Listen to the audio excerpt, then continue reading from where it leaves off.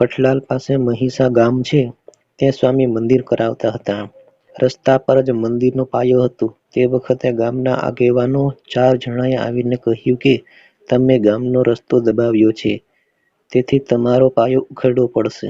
સ્વામી કહે, हमारा पाया तो नहीं उखड़ेगा और जो ऐसा विचार करेगा उनका उखड़ जाएगा. પછી તો ચારેયનો વંશોચ્છેદ થઈ ગયો. એ બધા ગામોમાં સ્વામીનો પ્રતાપ અદ્યાપી હજારો માણસો યાદ કરે છે. ચીખલોડમાં મંદિર કરાવવા ગયા. મંદિર માટે ઇમારતી લાકડા જોઈએ. એક પટેલની વાડીમાંથી લીમડા લેવાનું નક્કી થયું. તે પ્રમાણે સ્વામીએ 7 લીમડા પસંદ કર્યા.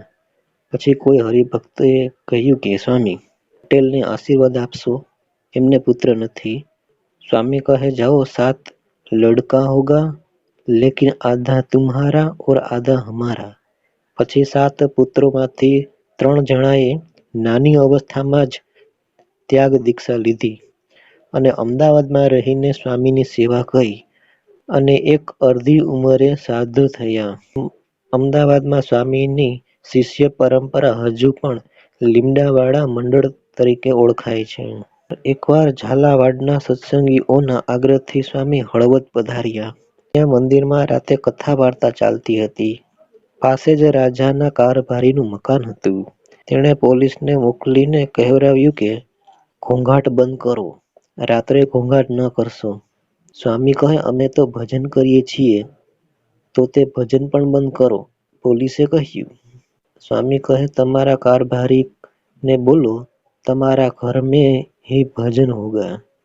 પછી તે કારભારી મૃત્યુ પામ્યો.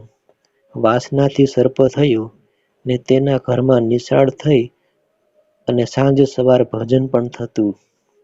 પછી સ્વામીએ બલદાણાના અરજણ ભક્તને કહેલું કે 4 દિવસ પછી તારું શરીર પડશે, હું તને ધામમાં લઈ જઈશ.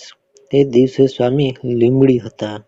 ભાણનાર સાધુઓને કહ્યું કે અરજણ ભક્તને ધામમાં મૂકી આવ્યો. ત્યારે સાધુઓ કહે, સ્વામી, અહીં તો ઉંમરો પણ ઉલ્લંઘી શકતા નથી અને ઠેઠ અક્ષરધામમાં કેવી રીતે મૂકી આવ્યા? ત્યારે સ્વામીએ જવાબ આપ્યો કે हमारा दो देह है, एक देह अक्षरधाम में महाराज की सेवा में और दूसरा देह इधर सत्संग की सेवा में रहते हैं. एक बार બલદાણાથી સ્વામી પધારતા હતા. તે જૂઠો આહિર ગાડું જોડી મૂકવા ગયા હતા. રસ્તામાં બળદ ભડક્યા. જૂઠો આહિર પડી ગયો અને તેના પેડું ઉપર પૈડું ફરી ગયું. સ્વામીએ હાથે ફેરવીને કહ્યું કે અચ્છા હો જાયેગા. પણ એમાં જૂઠાને ચમત્કારી ફાયદો થયો. આખી જિંદગીનું સારણ ગાંઠનું દર્દ મટી ગયું. કોઈકે પૂછેલું, જૂઠા, તે શું દવા કરી હતી? ત્યારે કહેતો કે નવા બળદ જોડ્યા હોય.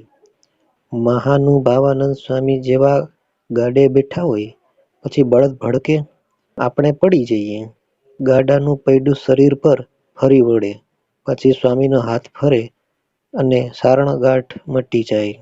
આ પ્રમાણે અનેક રીતે સત્સંગની સેવા કરીને સ્વામીએ 1913 જેઠ સુદ 14ના અમદાવાદમાં દેહત્યાગ કર્યો. નારાયણ ઘાટ ઉપર સ્વામીશ્રીનું સમાધિ સ્થાનક સ્મારક છે.